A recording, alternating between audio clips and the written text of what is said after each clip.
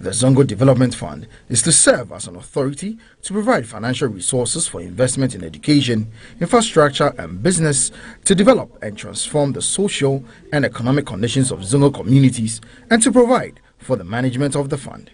The Minister for the sector has said the government had already voted 219 million Ghana cedis in this year's budget for the start of the program to transform the Zongo communities. Members of the minority have, however, questioned why the delay of the execution of the project since the development fund has been approved by Parliament close to a year now.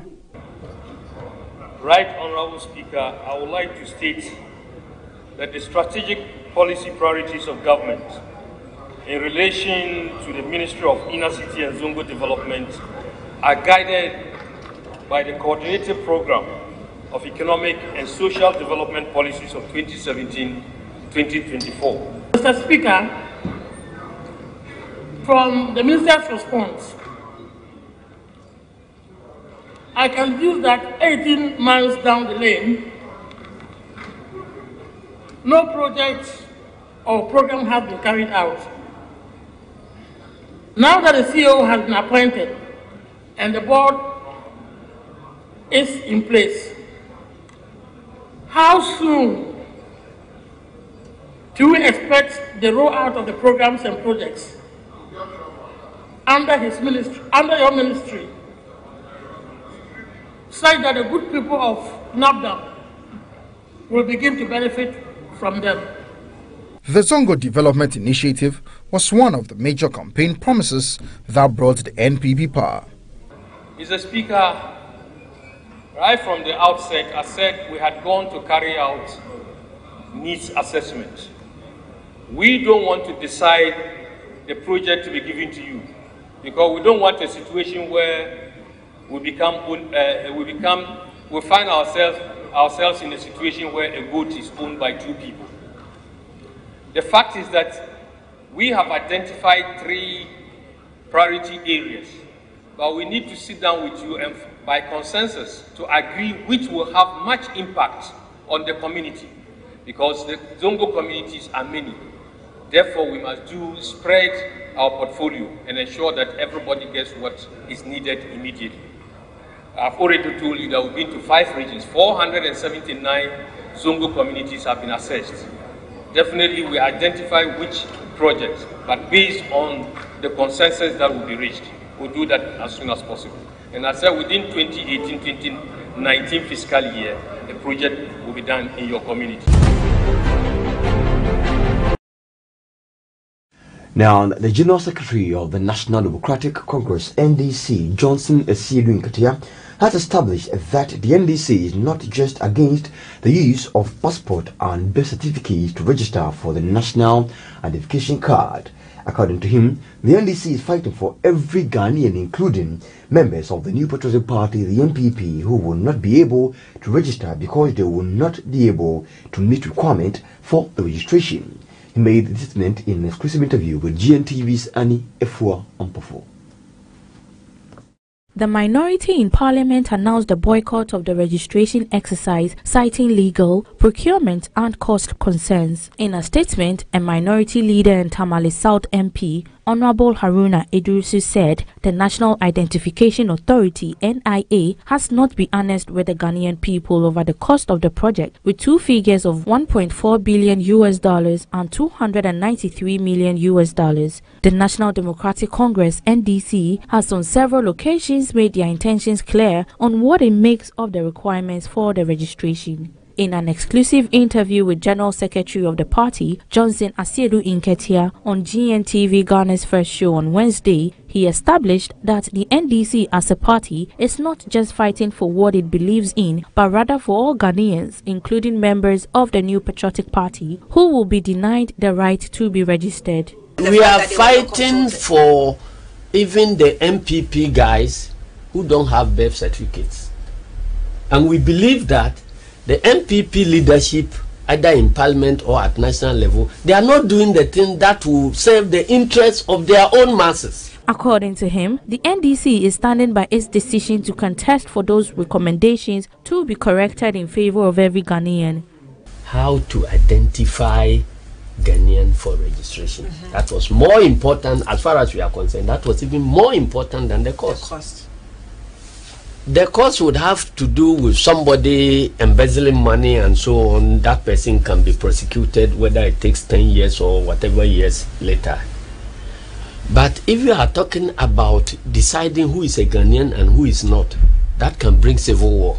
The registration exercise for the Ghana card is a key government initiative to collect data for economic planning purposes and also to formalize the economy. Since 1973, Ghana has tried to provide its citizens a functional national ID card, but logistical and financial support have hampered government's ability to provide the cards.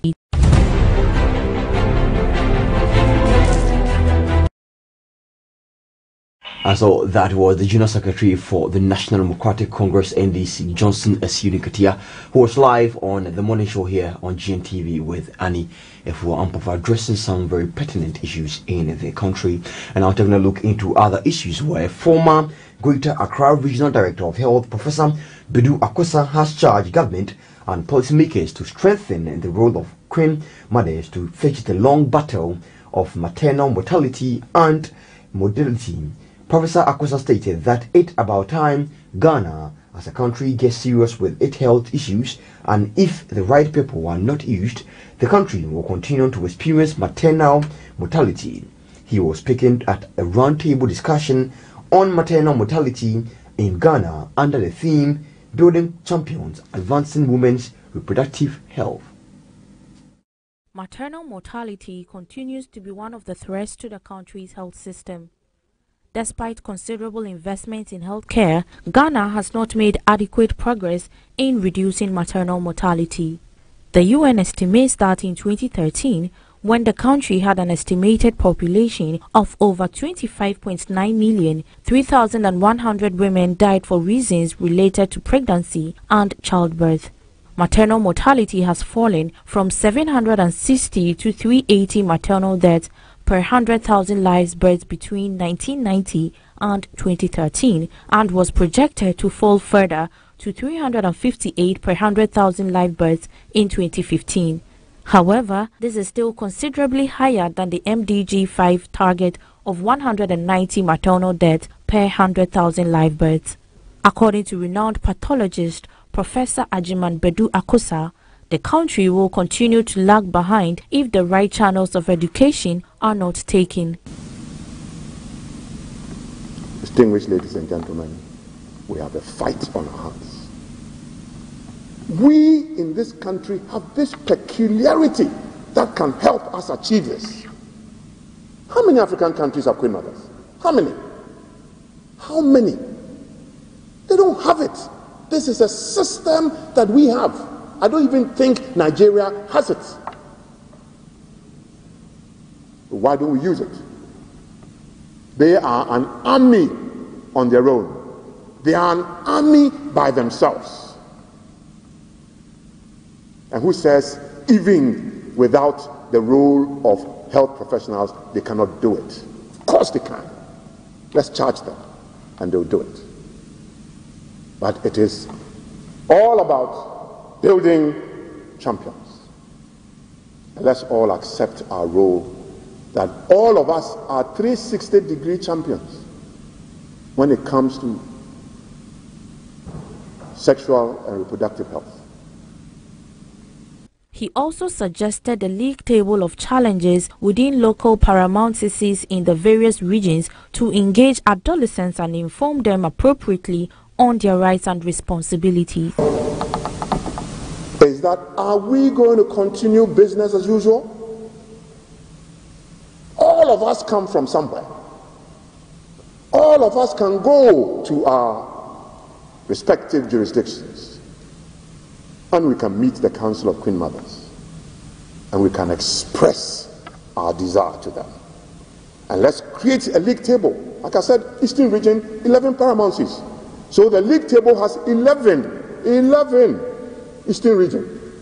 If Yilo beats Manya, trouble. If Manya beats Yilo, trouble. If Enum beats Boso, trouble. If Akwamu beats trouble. All that becomes an engagement that would deliver us the 70. Most maternal deaths in Ghana are preventable, and about 65% of them are attributable to 4 causes: postmortem hemorrhage, hypertensive disorders, abortion, and sepsis. The renowned Ghanaian pathologist was speaking at a roundtable discussion on maternal mortality and morbidity in Ghana under the theme Building Champions. And still stay with some health issues were ahead of the Public Health Department of the Ghana Police Service. DCOP Dr. Samuel Otunyako has tasked law enforcement agencies to be on the lookout for quack doctors who are killing pregnant women seeking abortion services, adding up to the country's maternal mortality. Now, speaking on the sideline of the roundtable discussion on reducing maternal mortality in Ghana, Dr. Otunyako charged the police to stop embarrassing those providing legal services to the women who need it. According to Guttmacher Institute Fact Sheet 2007 survey of women, there were at least 15 induced abortions for every 1,000 women of reproductive age, that is from 15 to 44. However, since abortion is heavily stigmatized in Ghana, actual incidence of the procedure is very likely underreported in face-to-face interviews. While recent reliable national abortion figures for Ghana are not available, the World Health Organization estimates that there are 28 procedures per 1,000 women each year in West Africa. The true incidence in Ghana likely approaches this rate.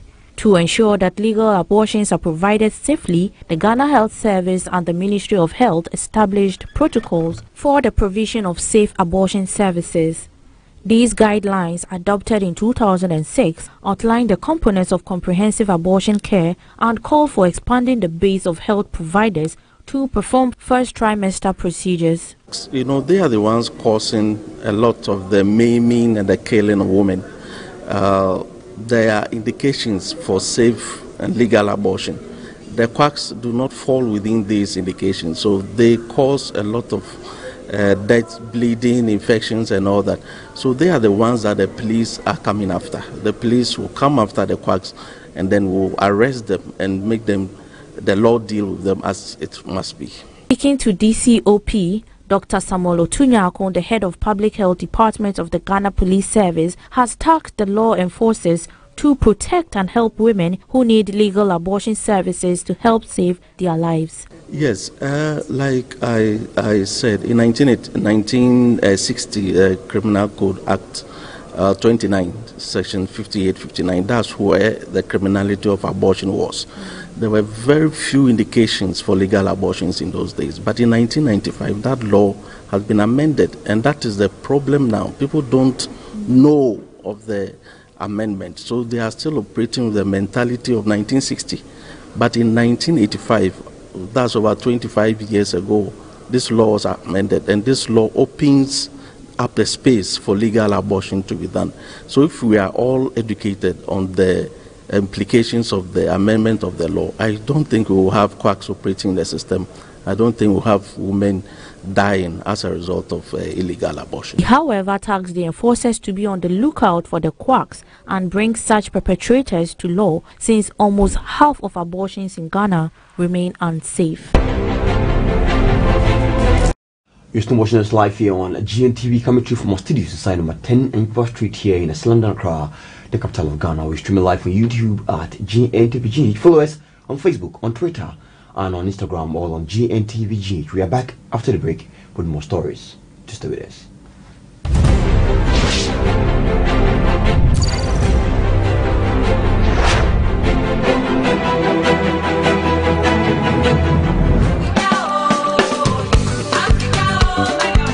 There's more to life than where one begins, and which is George Weah.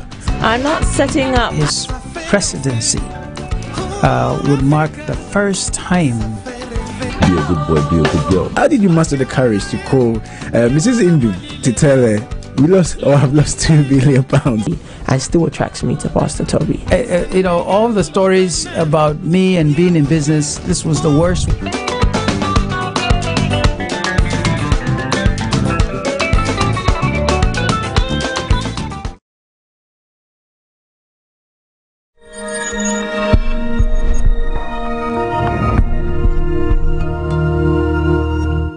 Hello and welcome to Pay Global app. Pay Global allows you to send and receive money into your mobile wallet instantly from around the world. It makes money transfer easy, affordable, smooth, and convenient for agents and users. Roaming services are also available globally.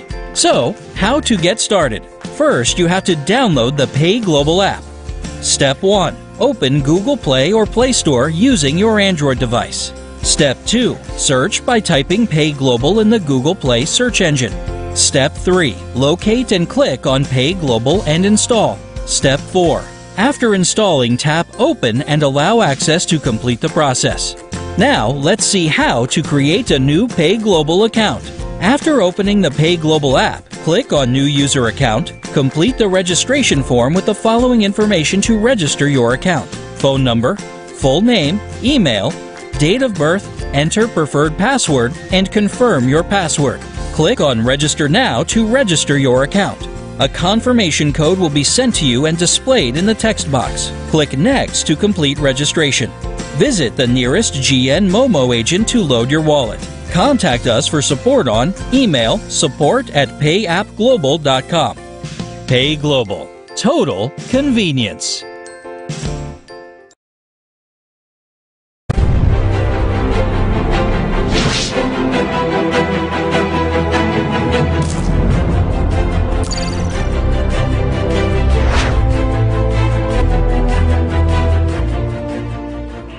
You're welcome back to live here on Gntv, and also stay with health issues here in Ghana, where the health coordinator of the Mamobi General Hospital, Sylvia Anaman, has described as deeply troubling the rising prevalence of depression among people in the country. She told Gntv that the disorder has become common with young persons aged between 12 and 35 years. Now, Madam Sylvia Anaman identified extreme poverty as the main factors for fueling the increase in depression cases in the country.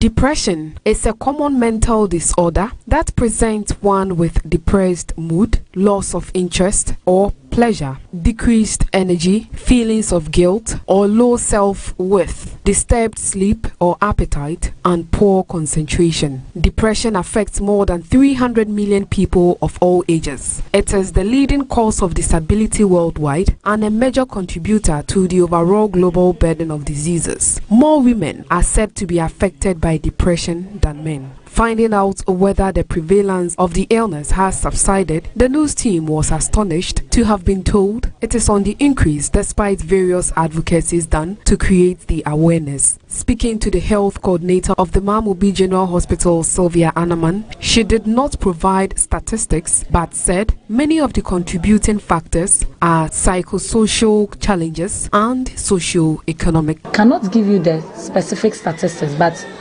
it is not reducing. It is not reducing because looking at the economic state of people, looking at how things are going, and looking at how everybody wants to reach a certain level in life, it all contributes to how people get depressed. She mentioned sleeplessness and aggressiveness as some of the symptoms. So some of the early symptoms are you may find the person coiling from people, okay? So the person does not want to maybe be found in a group of people, does not want to go closer to any social gathering, always wants to be alone, is not interested in talking to anybody, always feels that the world is coming to an end. So these are some of the early symptoms that you see. For her, even though the pharmaceutical industry would want depressed persons to be prescribed with medication while they line their pocket, she prefers homeopathic or holistic camps where the condition is resolved naturally. The first thing I would like to talk about is for all stakeholders to come on board. And we have our religious groups, we have Islamic groups, we have Christian, we have other religious groups in the country, we have our schools, and then we have our health institutions and other minor groups in the society or in the community. I think we should all take it upon ourselves to at least from time to time talk about depression. In Ghana, the absence of a national policy on depression prevention is one of the greatest challenges, coupled with lack of political will and commitment to empower health providers. The negligence of counseling and guidance centers in schools and communities has been the challenge facing them, as she called all and sundry to help fight the cause as the nation stands to lose more in the wake of development. We shouldn't consider only the elderly. That is the general perception, that is people who are elderly that are related to such conditions. But these days, more and more youth are getting depressed, and I think it should be looked at as early as possible, because if we don't look at it and manage it well, at the end of the day, we will have a chunk of the population in depressive mood, and it will affect the state of the country. It will affect a lot of things in the country. According to an updated fact of the World Health Organization, March 2017, one of the key factors of depression is at worst, depression leads to suicide, as it will be recalled that in the month of February and March 2017, suicide made headlines in Ghana.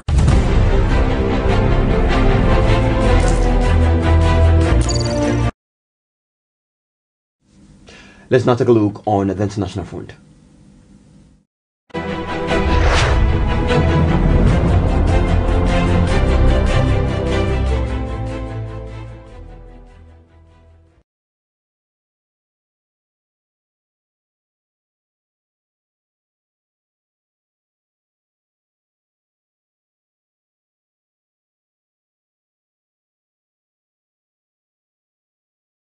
Now on the international front, where Israeli jets have attacked 25 Hamas targets in the Gaza Strip after the group launched rockets and mortar shells at Israeli territory. Residents said the 3 Palestinians were slightly injured during the attacks in the early hours of Wednesday, June 2018. The exchange was one of the most intense recent barrages of rocket fire and airstrikes.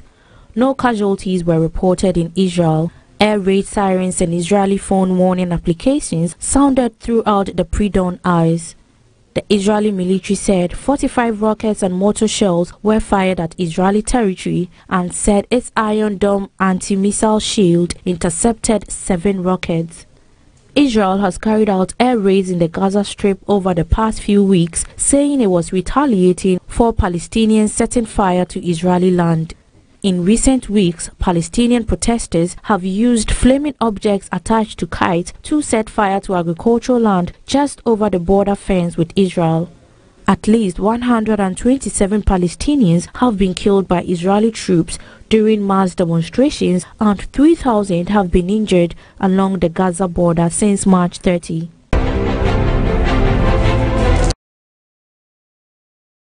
Now, President Donald Trump has backed down to widespread criticism of an immigration policy that split families at the U.S. borders by signing an executive order that will put a stop to the practice. Now, the issue has plagued his administration after it was revealed that at least 2,000 children has been torn from their parents under a new zero-tolerance immigration policy. Now, Mr. Trump said on Wednesday that the zero-tolerance policy would continue on, but he didn't like the sight of the feeling of families being separated. The executive order, he said, was about keeping families together while at the same time being sure that they have a very powerful and very strong border. According to him, he thinks the word compassion comes into it, but is still equally as tough, if not together. Mr. Trump added, and on the day before, he had accused immigrants of infesting the country and declared the U.S. would not be a refugee holding facility. Family separations have escalated under Mr. Trump's new zero-tolerance policy, which requires all adults caught crossing the border illegally to be referred for prosecution. Adult immigrants facing charge are housed separately from their children, resulting in the separation of parents from children reportedly as young as 8 months old. But the president's new executive order states that the U.S. policy is to maintain family unity, except in cases where doing so would threaten the child's well-being. And so yesterday, Donald Trump signed an order that will keep these parents and their children together at the borders. And that's all for the news this morning. We've been live here on Gntv, coming to you live from our studio side number 10 and Papa Street here in Accra, Ghana, live here in West Africa. I am Bryce Kwesi Amenin. Thanks for watching, and follow us on Facebook, on Twitter, on Instagram, all on GNTVGH, and as we stream live on YouTube as well on GNTVGH. Have a good morning.